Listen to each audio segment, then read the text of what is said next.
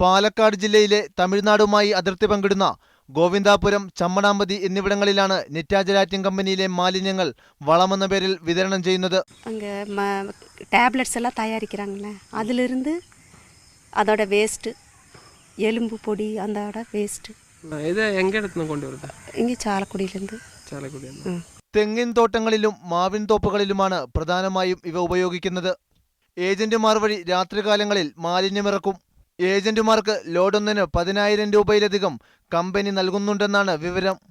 കർഷകർക്ക് മാലിന്യം നൽകുന്നത് സൗജന്യമായാണ്. തമിഴ് കർഷകർ, അതായത് തമിഴ് ഭാഷ മാത്രം അറിയാവുന്നവരും ആയ ഭാഷ പരിജ്ഞാനമില്ലാത്തവരും അറിവില്ലാത്തവരും വിദ്യാഭ്യാസമില്ലാത്തവരുടെ കർഷകരെ പറ്റിച്ചുകൊണ്ട് ഇവിടെ ഇഷ്ടം പോലെ ഈ നിറ്റാ ജലാറ്റിന് പുറന്തള്ളുന്ന രാസമാലിന്യം ലോഡ് കണക്കിൽ കൊണ്ട് സൗജന്യമായി കൊടുക്കുകയാണെന്ന് പറഞ്ഞ് തോട്ടങ്ങളിൽ ഡംപ് ചെയ്തിരിക്കുകയാണ്.